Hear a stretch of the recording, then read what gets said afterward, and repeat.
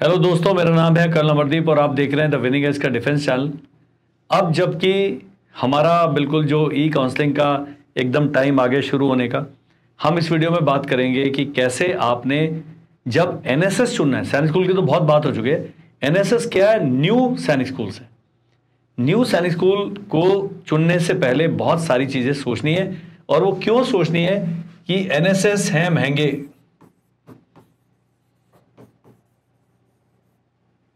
Costly है। तो जहां पर सैनिक स्कूल की जो फीस है 1.4 से 1.8 लाख के बीच में, एनएसएस की जो फीस है 1.6 से 2.5 लाख रुपीस पर ईयर के बीच में है। ध्यान रखना, बड़ा महंगा है। 20,000 रुपये महीना के करीब खर्चा आ रहा है, रहना खाना ये वो सब इंक्लूडेड है उसमें। लेकिन और ये भी बढ़ भी सकती है। एक एनएसएस है राजस्थान के, उन्होंने सीधा ही 1.85 लाख से 2.25 लाख कर दिया एक ही साल में फीस। कुछ नहीं कर सकते, आपका बच्चा फंस गया और पैर अटक गया आपको। लेकिन बहुत सारी चीजें हैं। कई एनएसएस हैं जिनको कहा जाता है ब्राउन फील्ड, जो कि पहले से स्कूल थे और वो एनएसएस में सैनिक स्कूल के अंदर कन्वर्ट हो गए। और कुछ है ग्रीन फील्ड, कि भाई पहली बार स्कूल बना सीधा ही एनएसएस बन गया। तो ब्राउन फील्ड की रेपुटेशन पहले से चल रही है, ग्रीन फील्ड वाले की रेपुटेशन अभी बनने में टाइम लगेगा। एक मैडम से बात हुई सुबह मेरी, उन्होंने कहा जी, मैंने कहा जी बनस का न्यू सैनिक स्कूल बढ़िया है। कहते सर उनका तो अभी कैंपस ही नहीं बना है, वो मेडिकल कॉलेज के कैंपस में रह रहे हैं बच्चे, हॉस्टल नहीं है। तो थोड़ा थोड़ा टाइम लगेगा सबको स्टेबलाइज होने में। तो एनएसएस में बच्चे को भेजना है नहीं भेजना, कई तो बड़े डेस्परेट है, उन्होंने सबको परिवार में फैला दिया है कि भाई हमारा बच्चा सैनिक स्कूल जा रहा है, और बच्चा भी कहीं जा ही नहीं रहा है। अब वो मेरे को फोन कर रहे हैं एनएसएस भेजे या नहीं भेजे। मैंने कहा मेरे को एक दो के बारे में पता, बाकियों के बारे में नहीं पता। ये आपने अपना दिमाग खुद लगाना है। एनएसएस जब आप चॉइस भरते हैं उससे पहले चंद एक बातों का ध्यान रखना है, जिसकी चर्चा हम इस वीडियो में करेंगे। आप इस वीडियो को एंड तक देखें, नहीं भी देखें मेरा कुछ जाएगा नहीं, आप ही का नुकसान होगा।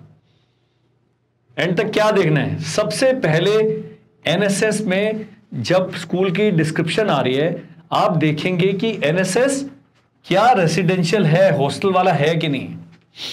देहरादून में जिस स्कूल में हमारा प्रोग्राम हम कंडक्ट करते हैं उसका नाम है दून इंपीरियल रेजिडेंशियल स्कूल। ये फुल्ली रेजिडेंशियल है। मेरे को आज तक पता नहीं था फुल्ली रेजिडेंशियल डे कम रेजिडेंशियल में क्या अंतर होता है। फुल्ली रेजिडेंशियल होता है तिहाड़ जेल, 100 कैदी अंदर है, बस यही है।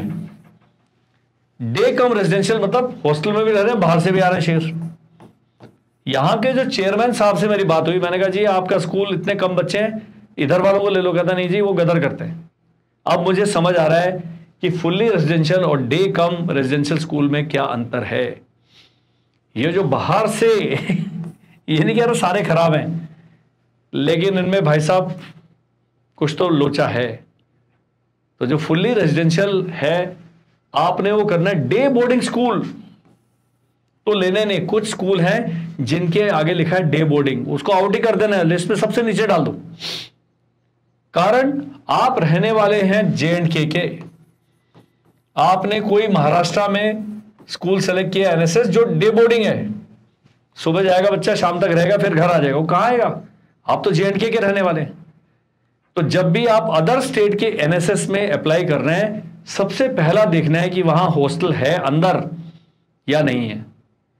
अब लोग कहते हैं आप बताओ, मैंने कहा जी हम नहीं बताएंगे, आपने उस एनएसएस की वेबसाइट पे क्लिक करना है, वहां पर आता है कॉन्टैक्ट अस, उस नंबर पे फोन करें, वो फटाफट फोन उठाएंगे, क्योंकि आपने एडमिशन लेना है वहां पर।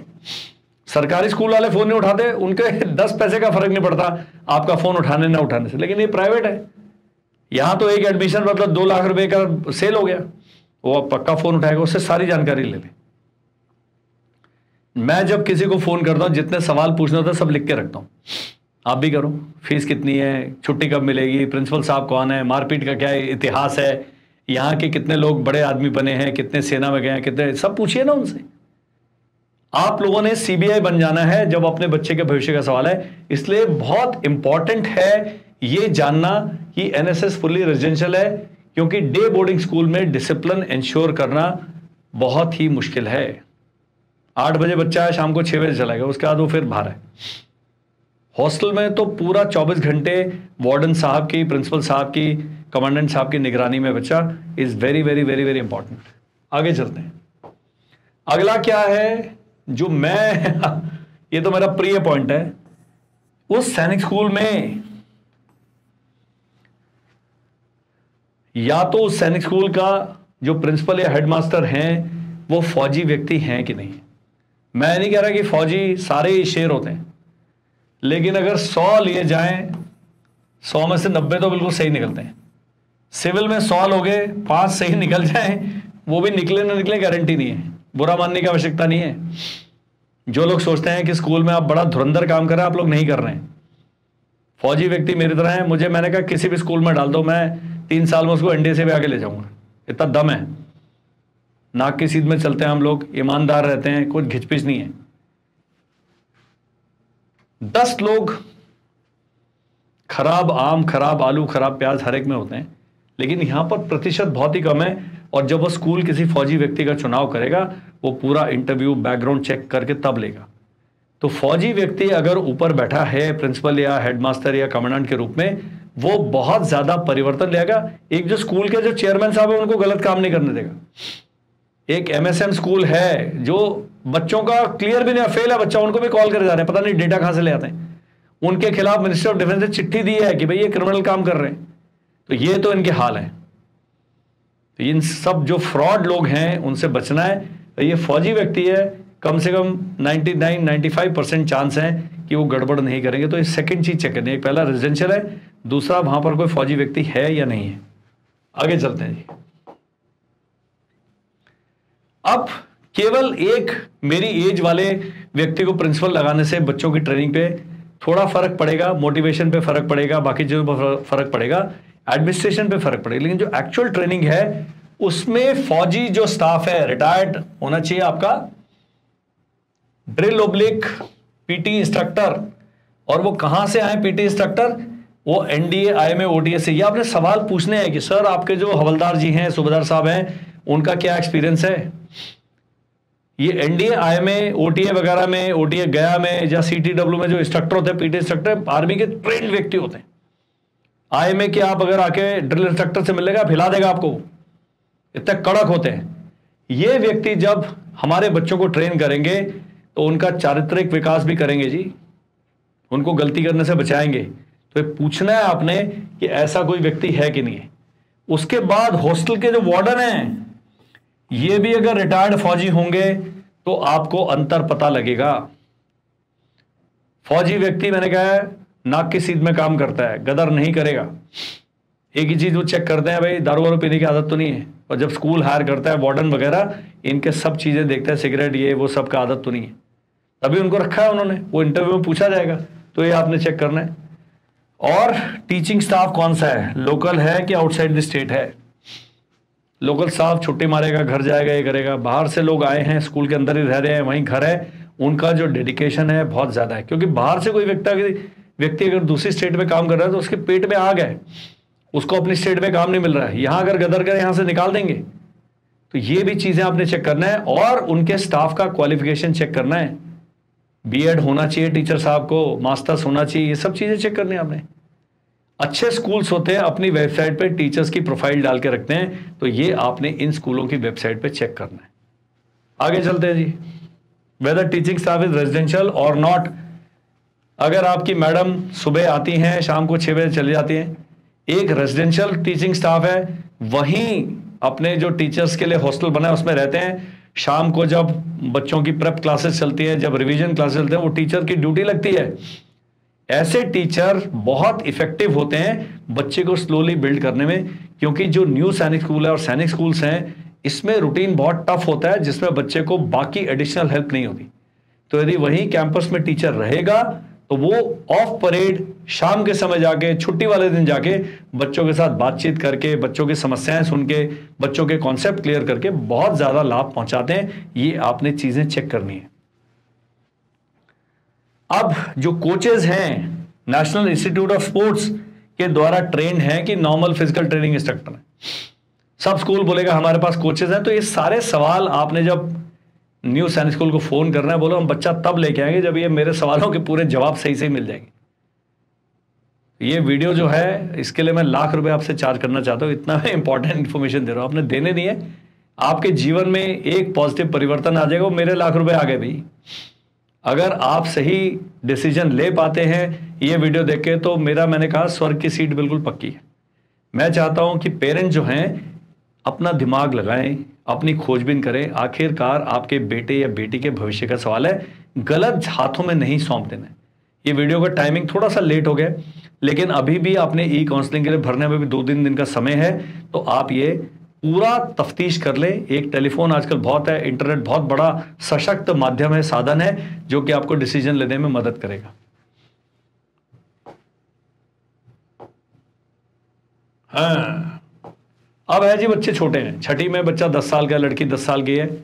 सिक्योरिटी मेजर्स क्या है पूछना है पक्का कि डियर सर मैडम सीसीटीवी है कि नहीं है, उसकी मॉनिटरिंग है कि नहीं है, सीसीटीवी रिकॉर्ड हो रहा है कि नहीं है, फायर फाइटिंग का बंदोबस्त है कि नहीं है, सब चीजें चेक करनी है। आप 2 से सवा 2 लाख रुपए साल के दे रहे हैं, यह आपका अधिकार है जानना। स्विमिंग पूल है तो स्विमिंग पूल में सेफ्टी मेजर क्या है, फिर एक्सीडेंट्स होते हैं। इन सब से before you leave your child in the new सैनिक स्कूल और सैनिक school, you should satisfy yourself कि भाई ये सब वहां पर मौजूद है। गलती फिर भी होगी, लेकिन 100 में से गलती होने के चांसेस 1 हैं। ये नहीं चेक करोगे 100 में से गलती होने के चांसेस 50 है। आप सड़क पे जाते हैं, आप आराम से चल रहे हैं, हेलमेट लगाइए, एक्सीडेंट फिर भी हो सकता है, लेकिन उसमें आपके फेटल एक्सीडेंट होना है या बहुत ज्यादा गंभीर एक्सीडेंट होने के चांसेस आपके ऊपर डिपेंड करता है। अगर आप ही 100 की स्पीड पे बाइक दौड़ा रहे हो, वो अगला कोई 40 की स्पीड पे मार जाएगा, तो टोटल स्पीड 140 हो जाती है। हेलमेट नहीं डाला सिर फूटेगा, हॉर्न नहीं बजाया, इंडिकेटर नहीं दिया, सब आपके ऊपर निर्भर करते हैं। ये भी वही है, तो ये आपने सिक्योरिटी मेजर इंश्योर करने हैं। अब आता जी मेन पॉइंट। बहुत सारे न्यू सैनिक स्कूल हैं जो कि स्टेट बोर्ड से मेरे को कोई नुकसान नहीं है। मान लीजिए आपने पंजाब से बच्चा डाला महाराष्ट्र में, वो महाराष्ट्र बोर्ड में पढ़ा, महाराष्ट्री भाषा पढ़ा, ये मराठी भाषा पढ़ा, ये सब कुछ पढ़ा, कुछ जाने वाला नहीं है, लेकिन वो करिकुलम अलग है, वो वहां के जो सवाल जवाब है उनमें आ गया। मान लीजिए 2 साल बाद निकाल के आप वापस पंजाब लाते हैं, वो बच्चे का तो केमिकल लोचा हो जाएगा, उसको समझ ही नहीं आएगा क्या हो रहा है। सीबीएसई जो है वो पूरे देश में एक ही करिकुलम करता है, तो आपने देखना है कि उस स्कूल का एफिलिएशन क्या है। आईसीएसई सीबीएसई फिर भी है, लेकिन स्टेट बोर्ड वाले में उस स्टेट के बच्चे जा सकते हैं। मैं वो नए सैनिक स्कूल है वो कहेंगे आपने तो हमारी वाटी ले ली, भाई कोई आएगा नहीं। मैं कह रहा हूं अगर आप महाराष्ट्र के और महाराष्ट्र के ही सैनिक स्कूल चुनते हैं जो कि महाराष्ट्र स्टेट बोर्ड पर निर्भर है, आपको कोई फर्क ही नहीं पड़ रहा है। लेकिन अगर आप तमिलनाडु जा रहे हैं जी उत्तर प्रदेश से, तो फिर कार्रवाई थोड़ी सी मुश्किल है। वेदर सैनिक school vertical has separate faculty और नॉट, ये बड़े लोगों का सवाल आता है। ये हैं जी मैथ्स के टीचर, अच्छे स्कूल में ये पढ़ाएंगे नॉर्मल स्कूल के स्टूडेंट्स को, और दूसरे मैथ्स के टीचर यानी कि भाई वो पढ़ाएंगे सैनिक स्कूल वाले वर्टिकल को। सेम टीचर अगर है तो वो स्कूल थोड़ा सा टाइट चल रहा है, दोनों वर्टिकल अलग है। मैंने एक प्रिंसिपल साहब से बात की, उन्होंने कहा जी सैनिक स्कूल की क्लासेस ही अलग है, करिकुलम ही अलग है, इनका आपस में कोई गेम स्पोर्ट में मिलाप हुआ तो हुआ, अदरवाइज जो बाकी स्कूल है नॉर्मल स्कूल चल रहा है। सैनिक स्कूल वर्टिकल बिल्कुल अलग है, उसका सब कुछ अलग है। हॉस्टल अलग है, खाना अलग है, मेस अलग है, क्लासरूम अलग है, टीचर्स अलग है, सब कुछ अलग है। तब तो मजा है। अगर वहीं घिचपिच करके एक क्लास में बैठे हैं जी 15 बच्चे न्यू सैनिक स्कूल वाले और दूसरे अपने डे स्कॉलर घूम रहे हैं, वहां पर फायदा नहीं है। ये सब चीजें आपने तफ्तीश करना है जी। 5-7 स्कूल ये पूरा टेस्ट पास करेंगे, उन्हीं को आपने ऊपर डाल देना है अपनी मेरिट में, यदि आपका बच्चा न्यू सैनिक स्कूल जाना चाहता है। Most important is to take input from students and parents who are studying there. मेरे पास एक सैनिक स्कूल के कमांडेंट साहब का नंबर है, आप उनको नंबर यहां नहीं बता सकते, यूट्यूब मना करता है। हमारा नंबर आ रहा है स्क्रीन पर, आप बोलिए सर से बात करा दो, उनका नंबर लीजिए। सर से मैं रिक्वेस्ट करिए है कि सर जो बंदा महाराष्ट्र के स्कूल के बारे में जानना चाहता है अपने स्कूल का मत बताएं, लेकिन उनके बारे में पेरेंट्स के जो डाउट्स हैं मेरे से अच्छा वो व्यक्ति क्लियर कर सकते हैं जो कि इस सिस्टम का हिस्सा है। आपने हम तक पहुंचना है। ये चॉइसेस बड़ी इंपॉर्टेंट चॉइसेस हैं, बहुत ज्यादा पैसे इन्वॉल्व हैं। एक आम आदमी भारत में 2 लाख रुपए साल के एक अपने बच्चे की एजुकेशन पर नहीं, आजकल 2-2, 3-3 बच्चे हैं। 8 लाख रुपए आए हैं, 5 लाख रुपए बच्चों पे खर्च कर दिया भाई साहब, कुछ नहीं फिर कर सकते हैं, मोबाइल में डाटा डालने के पैसे नहीं बचेंगे। सोचा समझा डिसीजन लीजिएगा, ये सारा आपने देखिए प्लानिंग करनी है। स्क्रीन पर हमारा नंबर आ रहा है, व्हाट्सएप करें, हम आपके व्हाट्सएप का 1-2 दिन में जवाब दे देते हैं जी, इतना तो हम अच्छे हैं। ये नंबर आ रहा है, इस पर केवल व्हाट्सएप करें। लोग हाय लिख के भेजते हैं, हाय लिखने वालों को अब मैं हाय हाय लिख के भेजूंगा वापस। आप लिखेंगे हाय, मैं लिखूंगा हाय हाय। ये तौबा मचा रखी है आपने। ये लिखने के अच्छा पूरा लिख दें कि कल अमरदीप हमने आपसे बात करनी 1, हमने आपका बैच ज्वाइन करना 2, हमने सैनिक स्कूल की ये जानकारी प्राप्त करने 3। मेरा बच्चा होगा कि नहीं होगा, एक मैडम मेरे पीछे पड़ी हुई है, सर आपके अंदाजे से क्या होगा? मेरा अंदाजा भाई, मैं कौन भविष्यवक्ता थोड़ी हूं। मैं तो डेटाबेस आपको बता सकता हूं कि स्कूल का कट ऑफ था 236, आपके बच्चे का 186 नंबर। पहले मैं बोलता थोड़े चांस है, मैं बोलता हूं बिल्कुल चांस नहीं है, दिल टूटेगा रात को 1 बजे टूट जाए। मैंने कहा है मेरिट लिस्ट चेक करेंगे, 1 लाख बच्चों ने क्लियर किया है। ई काउंसलिंग के लिए रजिस्ट्रेशन नहीं किया भैया, कर लो। आज रात को 11:55 पे कार्रवाई खत्म है। 5 तारीख से शायद आपका चॉइसेस भरने का आ जाएगा। चॉइस कैसे भरनी है उसके लिए हम अलग वीडियो बनाएंगे, इस वीडियो का उद्देश्य वो नहीं। कुछ भी डाउट होता है आप लिख के बताएं हमें, हम पूरी कोशिश करेंगे।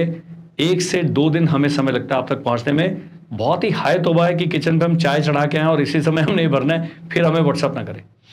थोड़ा तसल्ली से सवाल पूछेगा, हम तसल्ली से आपके जवाब देंगे। हम पक्का आपके साथ बने हुए। हमारी कोशिश रहती है कि जितनी ऑथेंटिक से ऑथेंटिक इन्फॉर्मेशन है, प्रोसेस इन्फॉर्मेशन है, फिल्टर्ड इन्फॉर्मेशन है, वही आपको दें। Thank you, bye bye and जय हिंद।